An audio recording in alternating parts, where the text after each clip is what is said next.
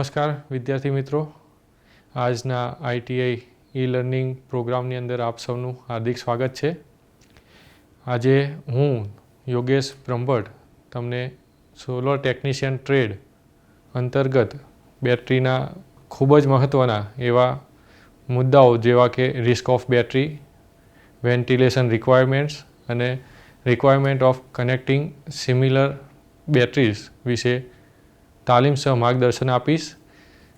આમ તમે ભવિષ્યમાં બેટરીની સાથે કામ કરતાં શું સાવચેતી રાખવી તથા શું તમે યોગ્ય કનેક્શન કરી સારી એવી કાર્યક્ષમતાથી બેટરીઓનું કનેક્શન અથવા તો એની સાથે કામ કરી શકો એવી રીતે સક્ષમ બનશો.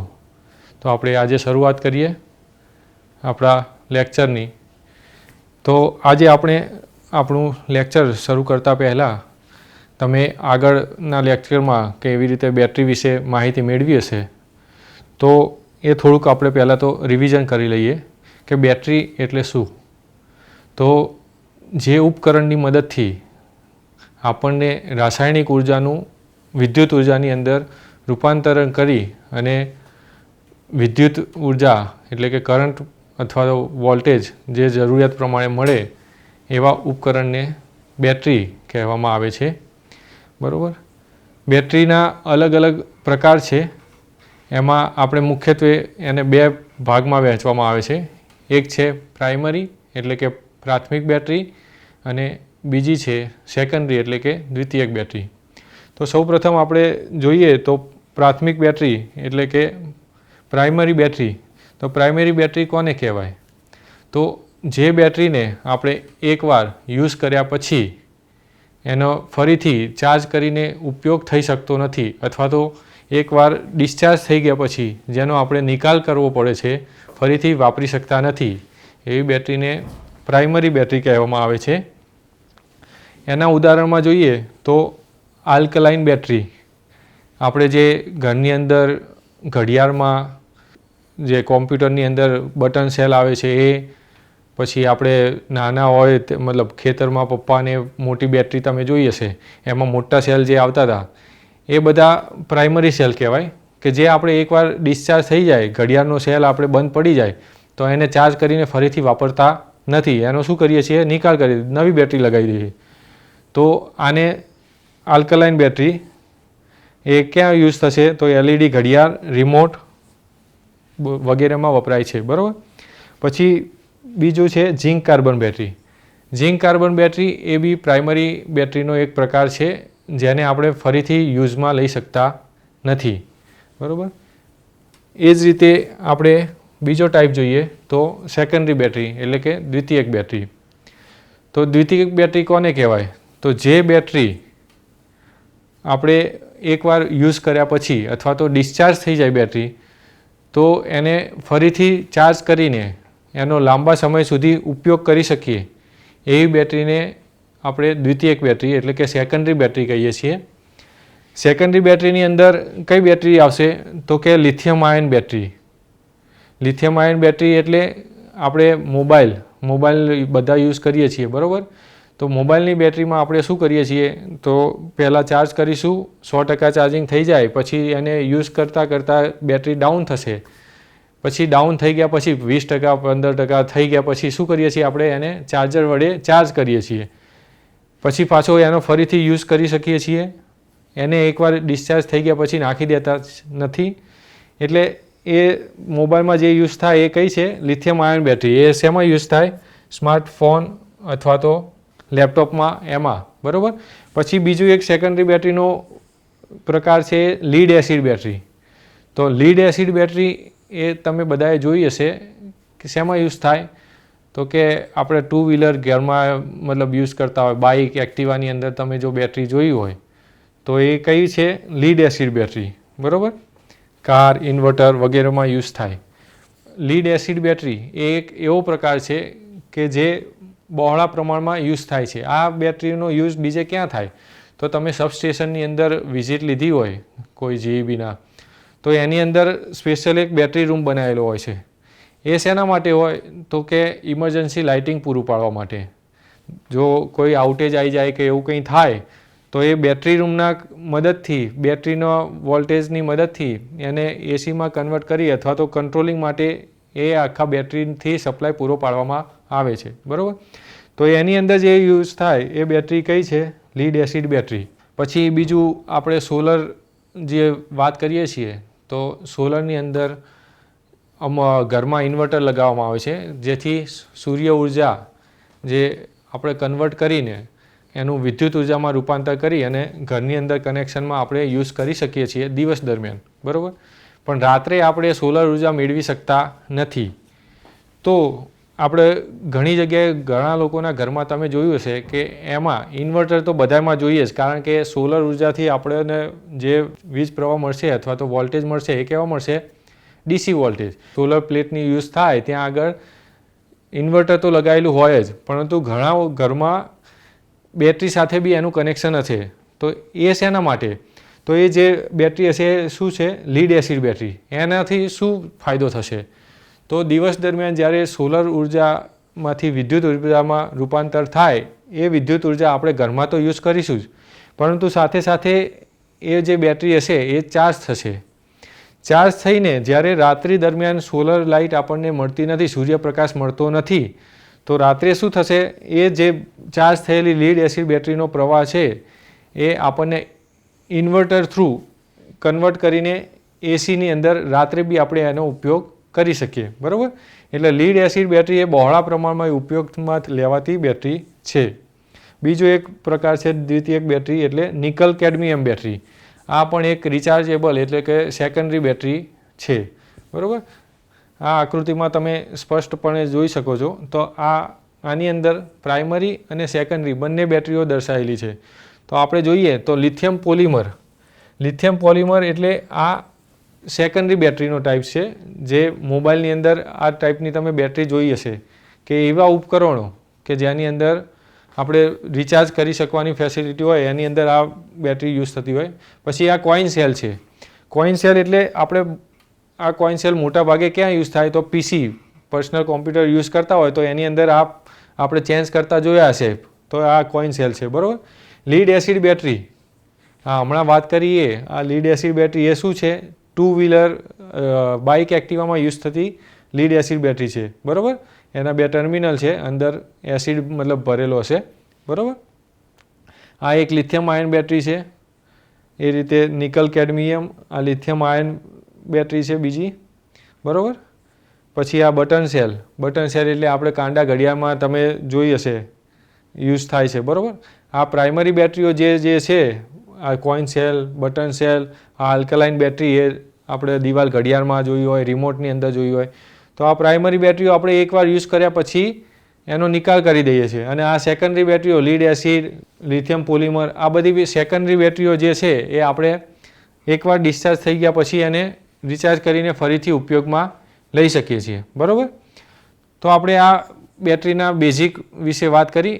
તો આની ઉપરથી તો હવે આપણે બેટરી વાપરતા હોય તો એ બી ધ્યાનમાં રાખવું જોઈએ કે બેટરીથી આપણને શું શું નુકસાન થઈ શકે છે, જેના કારણે આપણે બેટરીનો યોગ્ય રીતે સાચવીને ઉપયોગ કરી શકીએ, જેથી કંઈ ઉપકરણમાં નુકસાન ના થાય અથવા તો આપણને બી કંઈ નુકસાન ન થાય. તો જોઈએ તો રિસ્ક ઓફ બેટરીઝ એટલે કે બેટરીની સાથે શું જોખમ રહેલા છે. તો બેટરીઓ ઘણા ઉપકરણોમાં ઉપયોગમાં થાય છે, જેમ કે આપણે જોયું મોબાઈલ, લેપટોપ, કાર, ટોર્ચ વગેરેની અંદર, બરાબર. પરંતુ તેનામાં કેટલાક જોખમો રહેલા છે જે આપણે જાણતા હોઈએ તો એને સાચવીને યુઝ કરીએ તો એ જોખમો આપણને અસરકારક ના નીવડે, બરાબર. તો મુખ્ય જોખમોની વાત કરીએ તો વિસ્ફોટ, એક્સપ્લોઝન. જો બેટરીને યુઝ કરતાં કરતાં વધારે પડતી ગરમ થઈ જાય અથવા તો શોર્ટ સર્કિટ થાય તો બેટરી શું થઈ શકે? વિસ્ફોટ થઈ શકે છે. આમાં પ્રાઇમરી બેટરી જે આપણે જોયા આલ્કલાઇન સેલ, બટન સેલ, એની અંદર કંઈ પ્રોબ્લેમ નથી, કારણ કે નાની મતલબ બેટરી છે, એના વોલ્ટેજ આઉટપુટ વધારે નથી, એ કંઈ એવા ખાસ ઉપકરણમાં એટલે એ બેટરી વિસ્ફોટ થવાના ચાન્સીસ નથી. પરંતુ આ કઈ બેટરીની વાત છે? તો આપણે વારંવાર સાંભળતા હોઈશું કે ન્યૂઝમાં જોયું હશે કે મોબાઈલ બ્લાસ્ટ થયો. તો એ કઈ લિથિયમ આયન બેટરી, મોબાઈલની અંદર કઈ યુઝ થાય? Lithium ion battery. તો એને વધારે પડતી ગરમ થાય અથવા તો એની સર્કિટની અંદર કંઈ શોર્ટ સર્કિટ થાય તો એમાં કયું જોખમ રહેલું છે? વિસ્ફોટનું. હવે આપણે જોયું હશે કે વિસ્ફોટ હાથમાં થાય તો શું થાય? ઉપકરણ મોબાઈલને તો નુકસાન થશે, પણ સાથે સાથે જે માણસ યુઝ કરતો હશે એને બી નુકસાન થઈ શકે છે, બરાબર. પછી આગ લાગવી એટલે કે ફાયર હજાર્ડ.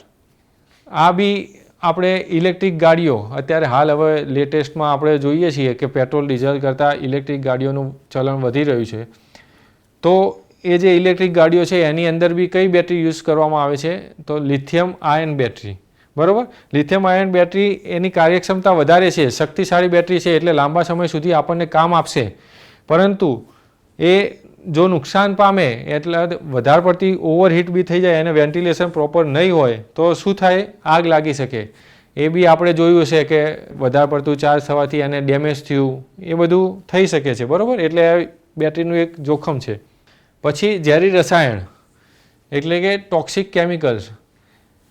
લીડ એસિડ બેટરી મુખ્યત્વે જોઈએ તો લીડ એસિડ બેટરીની અંદર એની રચનાની અંદર શું હશે?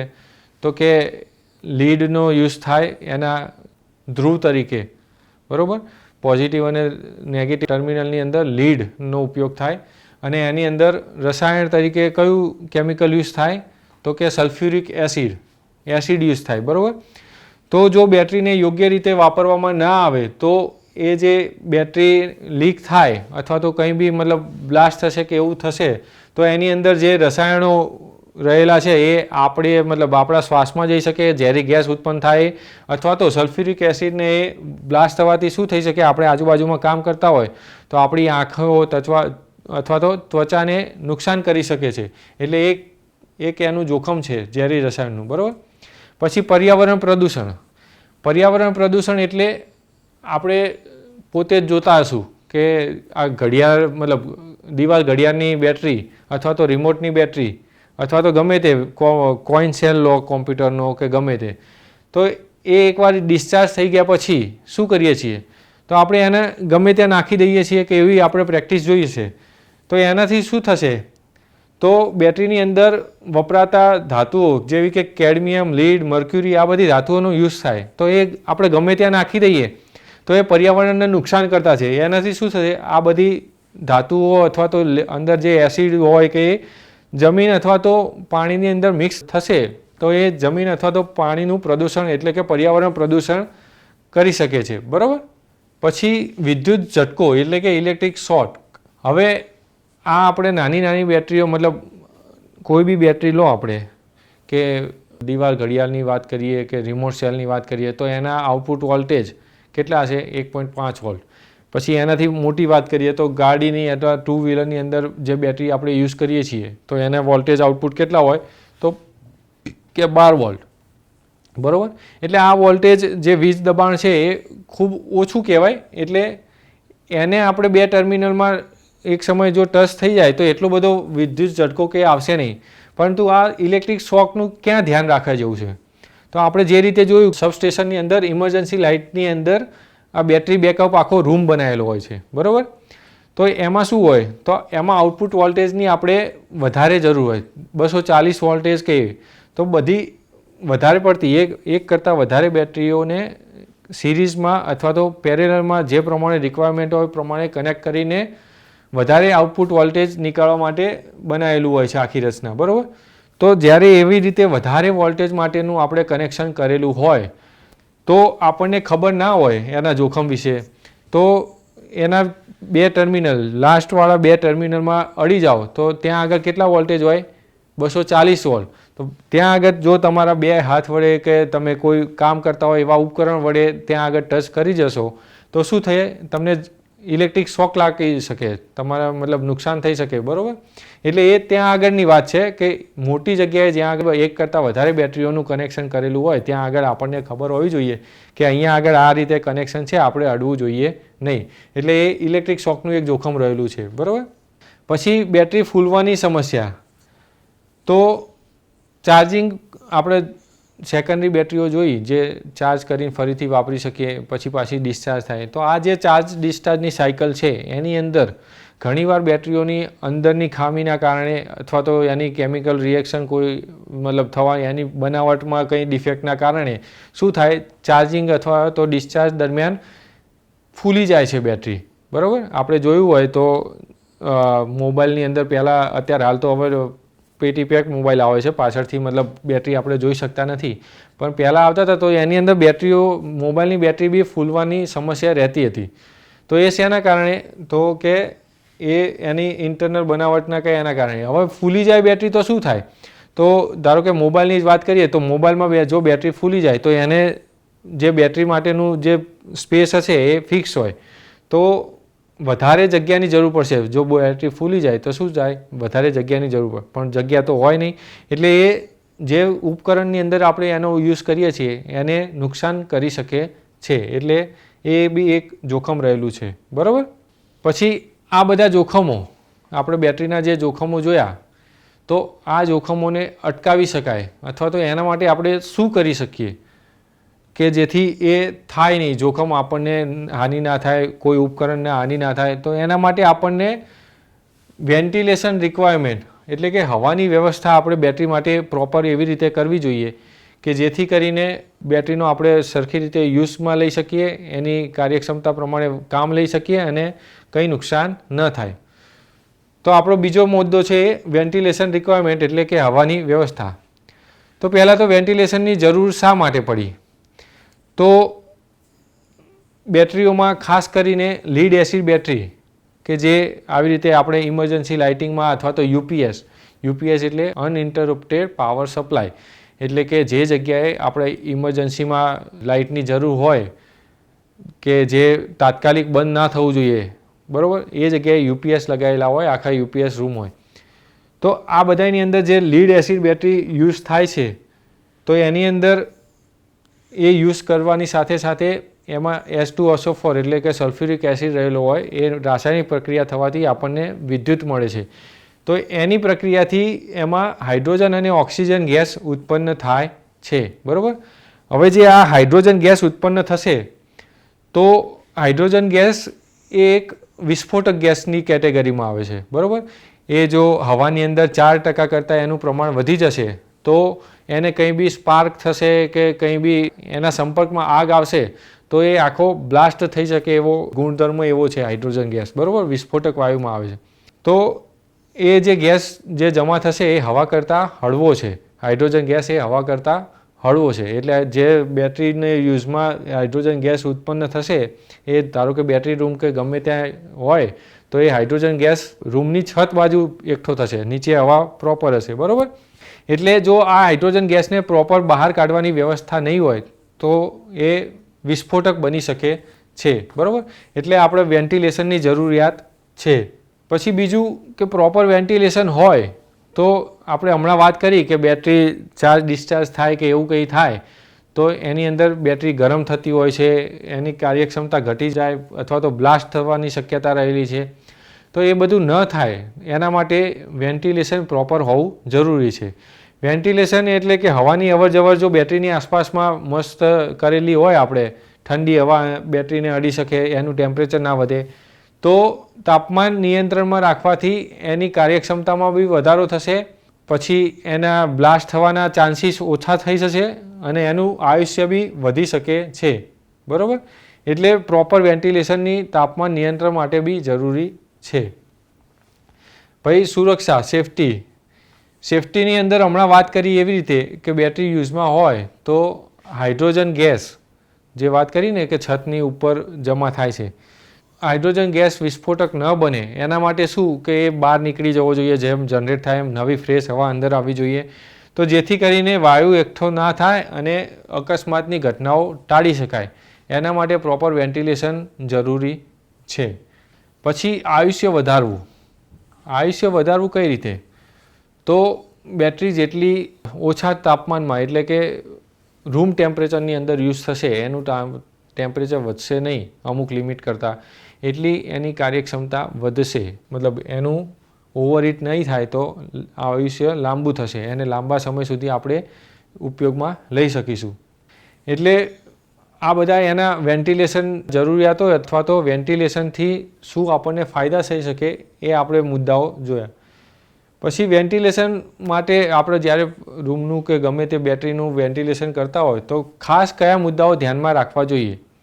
તો બેટરીની અંદર આપણે એક્ઝોસ્ટ ફેન અથવા તો નેચરલ કુલિંગ સિસ્ટમ ગોઠવતા હોઈએ તો એ ખાસ ધ્યાન રાખવું જોઈએ કે બેટરી રૂમ જે હોય એમાં એક્ઝોસ્ટ ફેનનું જગ્યા કઈ રીતે રાખવી જોઈએ, ઉપરની બાજુ, કે જેથી કરીને આવો વિસ્ફોટક હાઇડ્રોજન વાયુ કે ઉપર છત બાજુ આપણે જોયું હવા કરતાં હલકો હોય એટલે ઉપરની બાજુએ જમા થતો હોય. એટલે જો એક્ઝોસ્ટ ફેન ઉપરની સાઈડ લગાવેલો હશે તો એ શું થશે, વેન્ટિલેશન થ્રુ બહાર નીકળી જશે અને ફ્રેશ એર અંદરની સાઈડ આવશે. બરાબર. પછી આપણે બેટરીની અંદર કામ કરતા હોઈએ તો વેન્ટિલેશન સારું રાખીશું તો શું થશે, એ વિસ્ફોટક વસ્તુઓ ટાળી શકીએ છીએ. પછી બીજું એક ખાસ ધ્યાન રાખવા જેવું કે બેટરીનું જ્યારે મેન્ટેનન્સ કરતા હોય કે કંઈ બી કરતા હોય તો એમાં સ્પાર્કલેસ ઇલેક્ટ્રિક ઉપકરણનો ઉપયોગ કરવો પડે. બરાબર. કે કોઈ મેઝરિંગ કરવાનું છે બેટરીનું, એના રીડિંગ લેવાના છે કે મેન્ટેનન્સ કરતા હોય રેગ્યુલર તો મીટર વડે એના વોલ્ટેજ માપતા હોય, એ જે ઉપકરણ આપણે વાપરીશું તો એમાં ખાસ ધ્યાન રાખવું જોઈએ કે એ સ્પાર્કલેસ ઉપકરણ હોય. જો સ્પાર્ક થતો હશે અંદર તો આપણે ધારો કે બેટરીનું મેન્ટેનન્સ કરવા માટે ગયા અને ત્યાં આગળ વાયુ આવી રીતે વાત કરી લીડ એસિડમાં હાઇડ્રોજન ગેસ ઉપર જમા થયેલો હશે અને આપણે મેઝરમેન્ટ કરીશું અને સ્પાર્ક થશે તો શું થઈ શકે, બ્લાસ્ટ થઈ શકે, આખો રૂમ બ્લાસ્ટ થાય, આપણને બી નુકસાન થઈ શકે, આખા રૂમને બી નુકસાન થઈ શકે, આપણી સાથે જે કામ કરવાવાળા બીજા માણસો હોય એમને બી નુકસાન થઈ શકે. બરાબર. એટલે વેન્ટિલેશન પ્રોપર હોવું જરૂરી છે. પછી ઘણી જગ્યાએ આપણે જોયું હોય તો બેટરીઓ બોક્સની અંદર યુઝ કરવામાં આવે છે, એને બોક્સમાં પેક કરેલી હોય છે તો એ બોક્સ જે હોય એનું કવર જે હશે એ બી પ્રોપર હોલ્સવાળું વેન્ટિલેશનવાળું હોવું જોઈએ જેથી એનું ટેમ્પરેચર વધારે વધે નહીં અને એની કાર્યક્ષમતા જળવાઈ રહે. બરાબર. તો આ વેન્ટિલેશન માટે નિષ્કર્ષ આપણે નીકાળી શકીએ. આ એક તમે પહેલાં એક ઇમેજ જોઈ શકો છો, એ લીડ એસિડ બેટરીની છે કે જે ઉપયોગ દરમિયાન ટેમ્પરેચર વધવાથી કે બ્લાસ્ટ થવાથી શું સ્થિતિ સર્જાઈ શકે છે. હવે આપણે વિચારીએ કે બેટરીની આજુબાજુમાં કામ કરતા હોય અને આવી રીતે બ્લાસ્ટ થાય તો એની અંદર એસિડ જે વાત કરી H2SO4 સલ્ફ્યુરિક એસિડ ભરેલો હોય એ સ્પ્રેડ થઈને આપણી ઉપર બી આપણી ત્વચાને નુકસાન કરી શકે, આજુબાજુમાં કોઈ એવું ઇક્વિપમેન્ટ પડેલું હોય તો એને બી નુકસાન કરી શકે છે.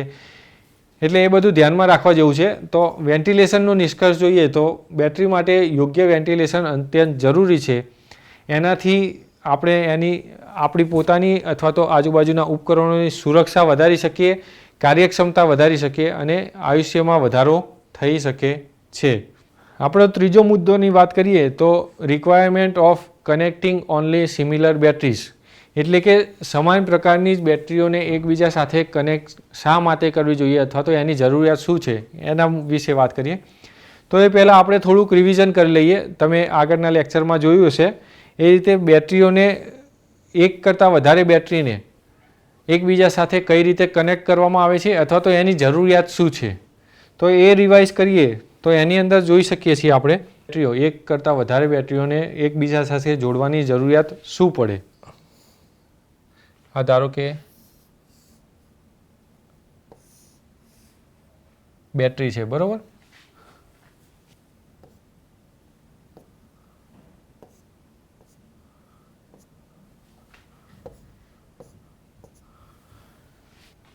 પોઝિટિવ અને નેગેટિવ ટર્મિનલ આપણે દર્શાવેલા છે બેટરીના. બરાબર. ધારો કે 3 બેટરીઓ આપણી જોડે છે. ધારો કે આ બેટરીઓ 3 વોલ્ટની છે. બરાબર. તો જ્યારે આપણે આઉટપુટની અંદર બેટરીના વોલ્ટેજના કરતાં વધારે આઉટપુટ વોલ્ટેજની જરૂર હોય તો એને સિરીઝ કનેક્શનની અંદર જોડવામાં આવે છે. તો સિરીઝ કનેક્શન બેટરીનું કઈ રીતે કરી શકાય તો આપણે જોઈએ તો બેટરીની ઉપર પ્લસ અને માઇનસ એવા 2 ટર્મિનલ હોય. તો સિરીઝ કનેક્શન કરવાની માટે શું કરવું જોઈએ તો એક બેટરીનો પોઝિટિવ જે છેડો હશે એ બીજી બેટરીના નેગેટિવ છોડે, બીજી પોઝિટિવને નેગેટિવ જોડે અને આ અને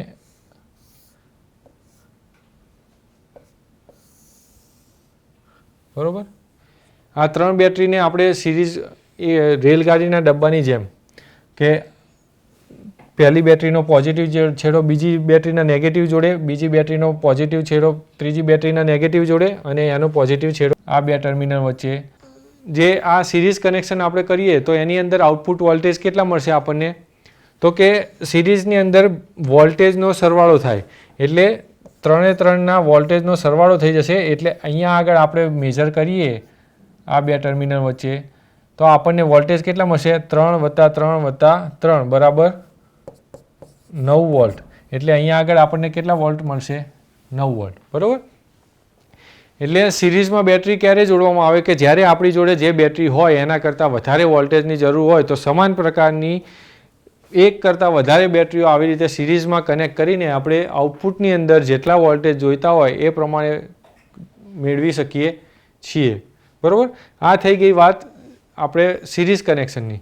એ જ રીતે પેરેલલ કનેક્શનની વાત કરીએ. આ એક બેટરી છે, આ બીજી બેટરી છે, ત્રીજી. હવે બેટરીનું પેરેલલ કનેક્શન ક્યારે કરવું જોઈએ? તો આપણે જ્યારે આઉટપુટ વોલ્ટેજની અંદર વોલ્ટેજ સેમ જ જોઈતા હોય, બેટરીના જેટલા એક બેટરીના વોલ્ટેજ જેટલા હશે એટલા જ વોલ્ટેજ જોઈતા હશે, પરંતુ એમ્પિયર રેટિંગ અથવા તો વધારે કરંટની જરૂર હોય ત્યારે આપણે શું કરવું જોઈએ? એક અથવા વધારે બેટરીને આપણી રિક્વાયરમેન્ટ પ્રમાણેના કરંટ મેળવવા માટે પેરેલલમાં કનેક્શન કરવું જોઈએ. કેમ કે પેરેલલ કનેક્શનની અંદર positive negative positive negative positive negative 3 volt 3 volt 3 volt. બરાબર. તો પેરેલલમાં કનેક્શન કઈ રીતે કરી શકીએ? તો આપણે એકબીજાની ઉપર ડબ્બા જેવી રીતે ગોઠવીએ એ રીતે આપણે પેરેલલમાં બેટરીનું એકબીજા સાથે કનેક્ટ કરી શકીએ. તો આનો પોઝિટિવ છેડો બીજી બેટરીના પોઝિટિવ જોડે અને અહીંયા આગળ નેગેટિવને બીજી બેટરીના નેગેટિવ જોડે અને આમ. બરાબર. બધા પોઝિટિવ છેડા એકબીજા જોડે, નેગેટિવ છેડા એકબીજા જોડે અને આઉટપુટની અંદર અહીંયા આગળ આપણે મેઝર કરીએ તો આપણને વોલ્ટેજ કેટલા મળશે? અહીંયા આગળ 3 વોલ્ટ જ મળશે. કેમ કે પેરેલલ કનેક્શનની અંદર આઉટપુટ વોલ્ટેજ 3 વોલ્ટ જ હોય. બરાબર. પરંતુ અહીંયા આગળ જે આપણે લોડ વધારે, ધારો કે આની કેપેસિટી બેટરીની કેપેસિટી એમ્પિયર અવર યુનિટની અંદર આવે છે. આ બેટરીની કેપેસિટી 5 એમ્પિયર અવરની છે, આની બી 5 એમ્પિયર અવરની છે, આની બી 5 એમ્પિયર અવરની છે. તો આપણને આઉટપુટની અંદર કેટલું મેળવી શકીએ? તો 3 5 એમ્પિયરનો સરવાળો 5 + 5 + 5 એટલે કે 15 એમ્પિયર અવર આઉટપુટની અંદર આપણે આટલો કરંટ મેળવી શકીએ. એટલે જ્યારે આપણે આઉટપુટની અંદર એક બેટરીના આઉટપુટ એમ્પિયર અવર કરતાં વધારે એમ્પિયર અવરની જરૂર હોય ત્યારે આપણે એક કરતાં વધારે બેટરીનું પેરેલલની અંદર કનેક્શન કરી શકીએ છીએ. એટલે આ બધું આપણે એક રિવિઝન થઈ ગયું. તો આના ઉપરથી આપણે હવે આપણો મેઇન મુદ્દાની વાત કરીએ. આપણે સિરીઝ અને પેરેલલ કનેક્શન શા માટે કરવા એની માહિતી જોઈ. તો એની ઉપરથી હવે આપણો ત્રીજો મુદ્દો જોઈએ કે જરૂરિયાત શું છે? સમાન ટાઈપની જ બેટરી એકબીજા સાથે કનેક્ટ કરવાની જરૂરિયાત શું છે? તો એના માટે આપણે પહેલાં સમજીએ. તો આપણી જોડે ગમે તે મતલબ એક લિથિયમ આયન બેટરી હશે, બીજી લીડ એસિડ બેટરી હશે કે આલ્કલાઇન બેટરી હશે. તો આપણે પોઝિટિવ નેગેટિવ આ સિરીઝ પેરેલલમાં ગમે તે રીતે કનેક્ટ કરી શકીએ. બેટરી તો આપણને ના પાડશે નહીં કે ભાઈ આવી રીતે કનેક્ટ ના કરશો કંઈ. પણ એના માટે આપણને નોલેજ હોવું જરૂરી છે કે શા માટે લિથિયમ આયન હોય તો એને લિથિયમ આયન સાથે જ કનેક્ટ કરવી સારી રહે, લીડ એસિડ સાથે ના કરવી જોઈએ.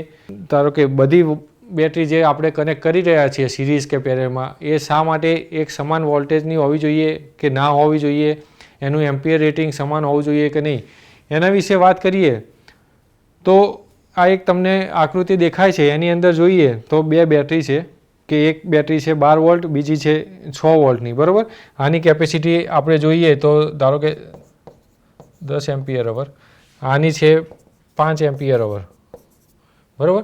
તો હવે આને કનેક્ટ કરીએ સિરીઝની અંદર. આ સિરીઝ એટલે આ બેટરીનો પોઝિટિવ આને નેગેટિવ સાથે, આયરો નેગેટિવ અહીંયા. બરાબર. આ પોઝિટિવ અહીંયા. તો અહીંયા આગળ આઉટપુટની અંદર સિરીઝમાં જેટલી બેટરી જોડીએ તો આઉટપુટમાં આપણને વોલ્ટેજ કેટલા મળશે? 18 વોલ્ટ. બરાબર. આ બલ્બ 18 વોલ્ટનું આપણે જોડીએ તો ચાલુ તો થશે, પરંતુ આની અંદર શું થશે, આ કનેક્ટ તો થઈ જશે આવી રીતે કનેક્શન કરીએ તો, પરંતુ આનો 10 એમ્પિયર અવરની કેપેસિટી હોવાથી શું થશે, સર્કિટમાંથી કરંટ ફ્લો થશે 10 એમ્પિયરનો, બરાબર. એ જ કરંટ અહીંયા આગળ 6 વોલ્ટની બેટરીમાંથી થશે, પરંતુ 6 વોલ્ટની જે બેટરી છે એની એમ્પિયર અવર કેપેસિટી કેટલી છે, 5 એમ્પિયરની, એટલે એની કેપેસિટી કરતાં વધારે કરંટ પસાર થઈ રહ્યો છે. જો આવું થાય તો શું થશે, એક તો એ બેટરી પોતાની રેટિંગ કરતાં વધારે કરંટ પસાર થશે તો ઓવરહીટ તો થશે જ, ગરમ તો થશે જ, પણ સાથે સાથે ડિસ્ચાર્જ જલ્દી થશે.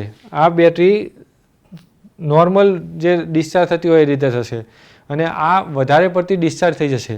અને જો કન્ટિન્યુ આપણે વધારે લાંબો સમય સુધી ચાલુ રાખીએ તો શું થઈ શકે કે આ બેટરી જે નાની બેટરી છે એ ડીપ ડિસ્ચાર્જ થઈ શકે. ડીપ ડિસ્ચાર્જ એટલે શું, તો કે કોઈ બી બેટરી એની કેપેસિટી મતલબ રેટિંગ કરતાં 80%થી વધારે ડિસ્ચાર્જ થાય તો ડીપ ડિસ્ચાર્જ કહેવામાં આવે છે. એટલે કે આ ધારો કે 90% 95% લાંબા સમયના યુઝ પછી ડિસ્ચાર્જ થઈ જશે, તો ડીપ ડિસ્ચાર્જ થવાથી ગેરફાયદો શું થાય, તો એ બેટરીને આપણે પછી ફરીથી રિચાર્જ કરીને ઉપયોગમાં લઈ શકતા નથી, એ બેટરી ડેડ થઈ જાય. એટલે અનઇવન ડિસ્ચાર્જ જોવા મળશે આપણને. જો અલગ અલગ કેપેસિટીવાળી બેટરી આપણે જોડીશું તો આ ઓછી ડિસ્ચાર્જ થશે. સપ્લાય લોડ તો આપણને કન્ટિન્યુ મતલબ મળશે, લોડ આપણે યુઝ કરી શકીશું, પણ આ વધારે પડતી ડિસ્ચાર્જ થઈ જશે અને આ ઓછી ડિસ્ચાર્જ થશે. એટલે આ એક ગેરફાયદો થાય. પછી ધારો કે આયરી 12 વોલ્ટની બેટરી છે, લીડ એસિડની રાખી અને આયરી એ લિથિયમ આયનની બેટરી હશે તો એની અંદર બી ડિફેક્ટ આવી શકે. કેમ, કારણ કે બંનેની અંદર જે કમ્પોઝિશન રસાયણ જે યુઝ થશે એની રચના અલગ અલગ હોવાથી એની પ્રક્રિયા જે આઉટપુટ કરંટ પસાર થવાથી જે અંદર પ્રક્રિયા થશે એ બી અલગ અલગ રચનાના કારણે હોઈ શકે. એટલે એના આઉટપુટમાં બી વેરિએશન આવી શકે છે. આ 12 વોલ્ટ લખ્યા હોય તો 12 વોલ્ટ ના બી મળે. બે સેમ વોલ્ટ, બે બેટરીઓ 12 વોલ્ટની સમાન, લિથિયમ એક અને લીડ એસિડ બીજી, એ આપણે કનેક્ટ કરીએ તો આઉટપુટ વોલ્ટેજ બંનેના અલગ હોઈ શકે. એટલે એ બી ધ્યાન રાખવું જોઈએ કે જે બેટરી આપણે યુઝ કરતા હોય એ સેમ ટાઈપની હોવી જરૂરી છે. પછી ધારો કે આ બે બેટરીઓ છે એને આપણે પેરેલલની અંદર કનેક્શન કરીએ તો પેરેલલમાં કઈ રીતે થશે, તો પોઝિટિવને પોઝિટિવ જોડે અને નેગેટિવને નેગેટિવ જોડે. આ આપણું કયું કનેક્શન થયું, તો કે પેરેલલ કનેક્શન. તો પછી પેરેલલ કનેક્શન કર્યા પછી આ લેમ્પ જોડે કનેક્ટ કરીએ તો લેમ્પ તો ચાલુ થશે જ, બરાબર. પરંતુ આની અંદર આ રીતે કનેક્શન કરો. હવે 12 વોલ્ટની બેટરી અને 6 વોલ્ટની બેટરીને આપણે પેરેલલમાં કનેક્ટ કરીએ તો લોડ જોડ્યો હશે તો લોડ તો ચાલુ થશે, પરંતુ એની સાથે સાથે શું થશે, લોડ જોડેલો નહીં હોય, આના કનેક્શન નીકાળેલા હશે તો બી જે વધારે વોલ્ટેજવાળી બેટરી ખરી એ 6 વોલ્ટની બેટરી ઓછા વોલ્ટેજવાળી બેટરીને ચાર્જ કરવાનું ચાલુ રાખશે, બરાબર. એટલે આ બેટરી વડે આ બેટરી ચાર્જ થવાનું ચાલુ રહેશે. એટલે એમાં શું થાય તો કે બંને અનઇવન ડિસ્ચાર્જ ચાર્જ થશે. આ વધારે પડતી, આ બંનેનો ગેપ કેટલો છે, 12 વોલ્ટ અને આ 6 વોલ્ટ, બરાબર. તો આ રીતે કનેક્શન હશે. 6 વોલ્ટની બેટરી ઓવરચાર્જ થઈને ધારો કે આપણે જોઈએ તો 9 વોલ્ટ સુધી ચાર્જ થશે અને આ વધારે પડતી ડિસ્ચાર્જ થઈ જશે, એટલે કે એના વોલ્ટેજ વધારે પડતા 9 વોલ્ટ જેટલા થઈ જાય. એટલે આ પેરેલલ કનેક્શનમાં બી આ પ્રોબ્લેમ રહેશે કે જે મોટી કેપેસિટીવાળી બેટરી હશે એ વધારે પડતી ડિસ્ચાર્જ થશે અને જે નાની કેપેસિટીવાળી બેટરી હશે એ વધારે પડતી ચાર્જ થશે, બરાબર. એટલે એમાં બી અનઇવન ચાર્જિંગ જોવા મળે છે. એટલે આપણે આ બાબતો ધ્યાનમાં રાખવી જોઈએ કે જ્યારે બી કનેક્શન કરતા હોય કોઈ બી બેટરીનું, બે અથવા વધારે, તો જેટલી બેટરી આપણે યુઝ કરીએ એ બધી એક જ આઉટપુટ વોલ્ટેજવાળી હોવી જોઈએ. એનું એમ્પિયર અવર રેટિંગ બી સેમ હોવું જોઈએ. પછી એનો ટાઈપ, લિથિયમ આયન છે તો લિથિયમ આયન, લીડ એસિડ છે તો લીડ એસિડ, એ બી સેમ હોવો જોઈએ. પછી જો આ અહીંયા લખેલું છે સમાન વોલ્ટેજ, એટલે કે જોડતી બેટરીઓનું વોલ્ટેજ સરખું હોવું જોઈએ. જુદા જુદા વોલ્ટેજવાળી બેટરી કનેક્ટ કરવાથી સિસ્ટમની અંદર ગેરસમજ અથવા તો નુકસાન થઈ શકે છે, વધારે પડતું ચાર્જ થઈ જાય, બરાબર. પછી સમાન ક્ષમતા એટલે બેટરીની કેપેસિટી શેમાં હોય તો આપણે જોયું કે એમ્પિયર અવરની અંદર, એટલે જેટલી બેટરી આપણે યુઝ કરતા હોય એક સાથે એ બધાની એમ્પિયર અવર કેપેસિટી સરખી હોવી જોઈએ, જેથી ચાર્જ અને ડિસ્ચાર્જ સમાન રીતે થશે. બેટરી કોઈ બેટરીને વધારે પડતો લોડ પડશે નહીં, કોઈ વધારે પડતી ડિસ્ચાર્જ નહીં થાય, બરાબર. પછી સમાન પ્રકાર એટલે કે જો લિથિયમ આયન હોય તો લિથિયમ આયન જ બેટરીઓ બધી એક સાથે જોડવી જોઈએ. લીડ એસિડ હોય તો એકબીજા સાથે જે જોડીએ એટલે લીડ એસિડ બેટરી જ હોય. એ જ રીતે આપણે ઘરમાં રિમોટમાં યુઝ કરીએ તો શું કરીએ છીએ, બે બેટરી હોય તો બંને એક ટાઈપની જ જોડીએ છીએ. એ આલ્કલાઇન બેટરી એકબીજા સાથે સિરીઝ કનેક્શનમાં જ જોડેલી હોય છે, બરાબર. એટલે બધી જગ્યાએ બેટરીનો ટાઈપ સમાન હોવો જરૂરી છે, બરાબર. પછી એજ એટલે કે બેટરીની ઉંમર. એ હવે કઈ રીતે, તો કે આપણે એવું બની શકે કે લાંબા સમયથી આપણે બેટરી યુઝ કરતા હોય, ધારો કે પાવર રિમોટની અંદર સેલ યુઝ કરીએ છીએ, તો એની અંદર આપણે એવું કરીએ કે રિમોટ બરાબર કામ નથી કરતો, તો નવી બજારમાંથી એક સેલ લાવીશું અને એક સેલ ચેન્જ કરીએ અને બીજો સેલ એમને એમ રહેવા દઈએ, તો એની અંદર શું થશે, તો જે જૂનો સેલ હશે એ પૂરેપૂરો ડિસ્ચાર્જ નહીં થયો હોય, થોડુંક એનામાં ચાર્જિંગ હશે તો થોડું રિમોટ તો કામ કરશે, પણ એના કારણે શું થશે, તો જે નવી બેટરી છે એની ઉપર લોડ પડશે. કેમ કે જે જૂની બેટરી છે, બેટરીના જે વોલ્ટેજ હોય, નવો સેલ આપણે લાવીએ તો નવા સેલના વોલ્ટેજ ધારો કે ઉપર લખેલા હોય 1.5 વોલ્ટ, તો ફ્રેશ બેટરીના વોલ્ટેજ કેટલા હોય, 1.8ની આસપાસ હોય. અને જે એનું આયુષ્ય જેમ જેમ થતું જાય એમ એમ એ વોલ્ટેજ, આઉટપુટ વોલ્ટેજ ઘટતા જશે. એટલે થોડો જૂનો સેલ હશે એના વોલ્ટેજ કેટલા હોય, 1.5 વોલ્ટની આસપાસ ઘટતા જશે, બરાબર. એટલે જો ઉંમર સમાન નહીં હોય તો બે બેટરીના આઉટપુટ વોલ્ટેજની અંદર બી વેરિએશન આવી શકે છે. એના કારણે બેટરીની કાર્યક્ષમતામાં બી પ્રોબ્લેમ થઈ શકે છે. એટલે એ બી શક્ય હોય એટલું એની એજ સમાન હોય એ આપણે ધ્યાન રાખવું જરૂરી છે, બરાબર. પછી સમાન અંદરના અવરોધ. આ ઇન્ટરનલ રેઝિસ્ટન્સ એટલે કે બેટરીની અંદર જે કેમિકલ યુઝ થાય, જે રસાયણ યુઝ થાય, એનો ઇન્ટરનલ રેઝિસ્ટન્સની વાત છે. એ બી જરૂરી છે, પરંતુ આપણે આટલું ધ્યાન રાખીએ કે સેમ ટાઈપની, સેમ કંપનીની મતલબ હોવી જોઈએ બેટરી, તો એની અંદર આ મુદ્દામાં મતલબ ઇન્ટરનલ રેઝિસ્ટન્સ એ બેટરીનો ઓટોમેટિક સેમ થઈ જ જશે. કેમ કે બનાવટ જો સરખી હશે તો ઇન્ટરનલ રેઝિસ્ટન્સ બી સમાન આવી જ જશે, બરાબર. તો શોર્ટમાં જોઈએ તો બેટરી જોડતી વખતે આપણે બેટરીના વોલ્ટેજ સમાન હોય એ ધ્યાન રાખવું જોઈએ. એની ક્ષમતા એટલે કે એમ્પિયર અવર બી સમાન હોય એ ખાસ ધ્યાન રાખવું જોઈએ. પ્રકાર બી સેમ હોવો જોઈએ. લિથિયમ આયન તો લિથિયમ આયન, આલ્કલાઇન તો આલ્કલાઇન. પછી બેટરીની ઉંમર શક્ય હોય એટલી સમાન હોય એ સારું રહેશે. તમે કરી શકો છો, નો ડાઉટ, એવું થાય, બેટરી કામ બી આપશે, પરંતુ શક્ય હોય એટલું આપણે સમાન ઉંમર હોય એ ધ્યાન રાખવું જોઈએ, બરાબર. આટલું ધ્યાન રાખીએ તો શું થાય, બેટરીનું આયુષ્ય વધે અને સિસ્ટમ સારી રીતે કામ કરે છે. હવે આપણે આ જે માહિતી મેળવી એની ઉપરથી કેટલાક MCQ જોઈએ. પહેલો MCQ છે કે બેટરી ચાર્જિંગ દરમિયાન કયો ગેસ ઉત્પન્ન થાય છે જેને યોગ્ય રીતે બહાર ન કાઢવામાં આવે તો વિસ્ફોટ થઈ શકે છે. તો કયો વાયુ આવશે, ઓક્સિજન આવશે નહીં, કાર્બન ડાયોક્સાઇડ નહીં, હાઇડ્રોજન. પછી તો બેટરી કનેક્શન કરતી વખતે નીચેનું કયું ધ્યાનમાં રાખવું જોઈએ. તો શું ધ્યાનમાં રાખવું જોઈએ, જુદી જુદી ક્ષમતાવાળી બેટરી ઉમેરવી જોઈએ તો કે ના, સરખી હોવી જોઈએ, બરાબર. પછી જૂની અને નવી બેટરી મિક્સ કરવી જોઈએ તો કરવી જોઈએ નહીં. આપણે જોયું ને, ઉંમર સમાન હોવી જોઈએ, એટલે જૂની અને નવી બેટરી મિક્સ કરવી જોઈએ નહીં.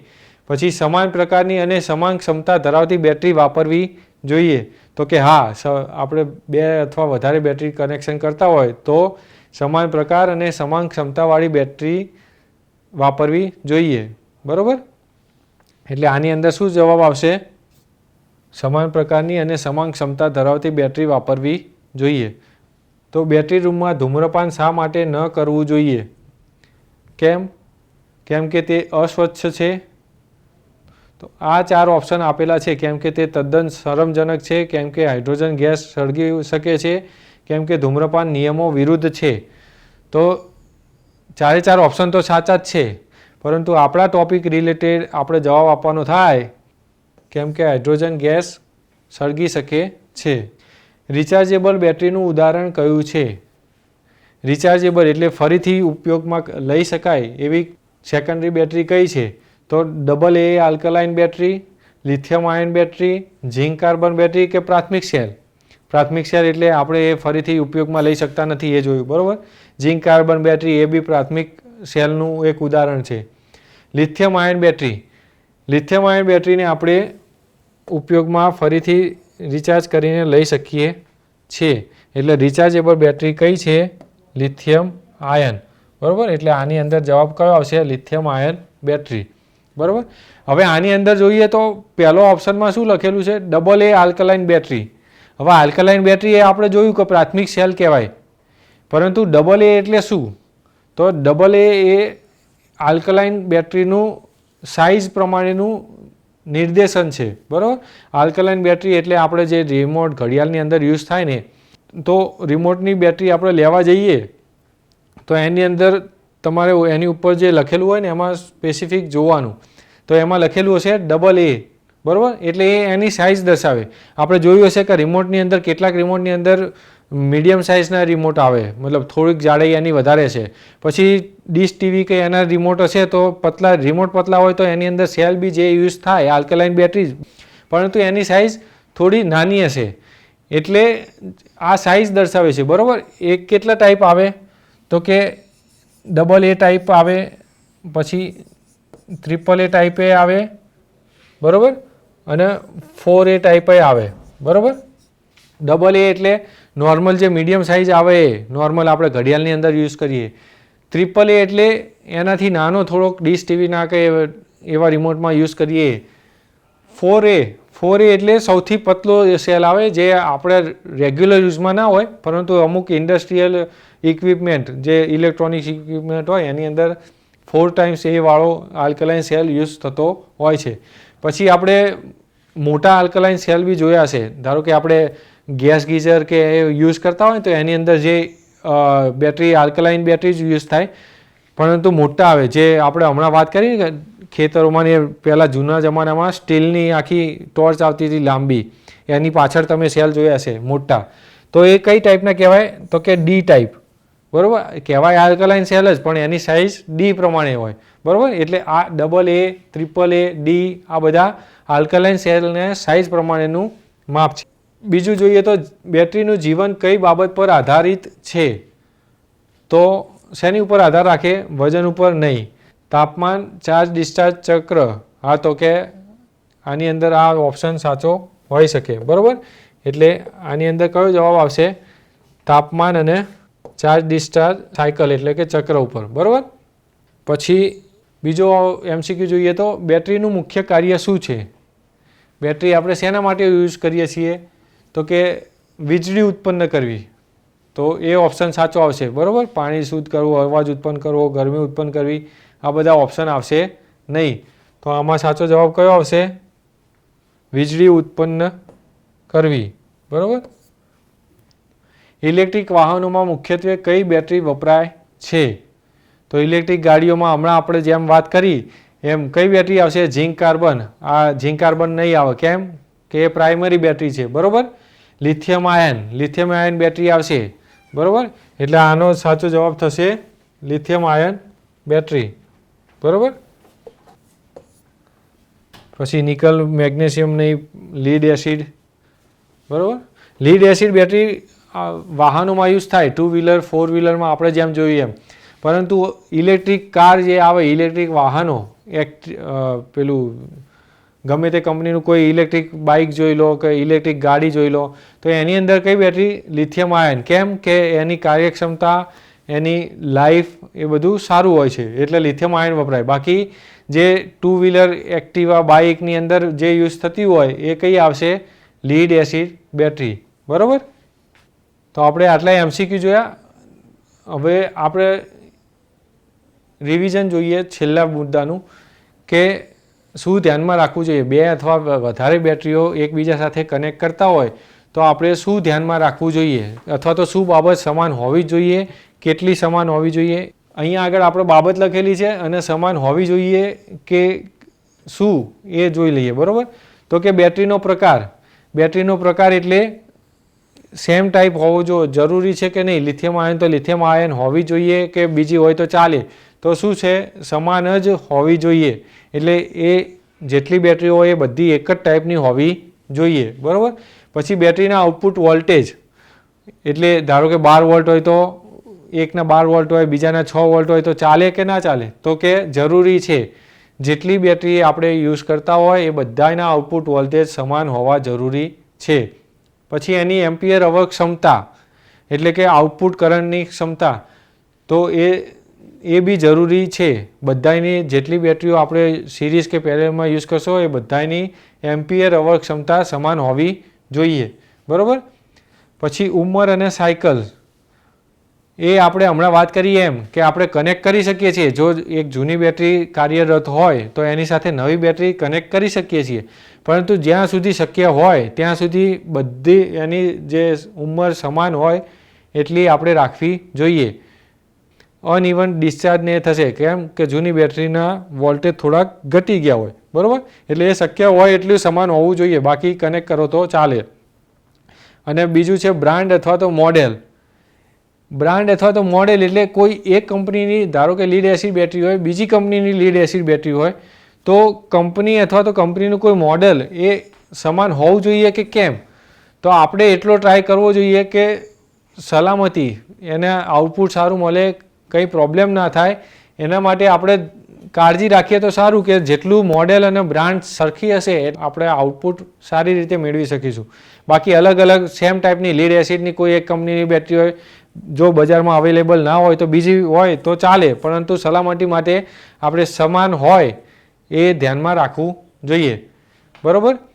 તો વિદ્યાર્થી મિત્રો, આપણે બેટરી વિશેની જે માહિતી મેળવી, risk of battery, ventilation requirement અને requirement of connecting only similar batteries, તો એની ઉપરથી આશા રાખું કે હવે તમે જ્યારે બી બેટરી સાથે કામ કરશો તો કાળજીપૂર્વક, સલામતીપૂર્વક અને તમને નોલેજ હશે કે આ 2 બેટરી મારી જોડે છે તો કનેક્ટ કરી શકીશ કે કરવી જોઈએ કે ના કરવી જોઈએ, શું બાબતનું ધ્યાન રાખવું જોઈએ, અથવા તો બેટરી રૂમ કે એની ડિઝાઇન તમે કરતા હોય ત્યારે શું બાબતો તમારે ધ્યાનમાં રાખવી જોઈએ એની તમને માહિતી મળી હશે. આભાર.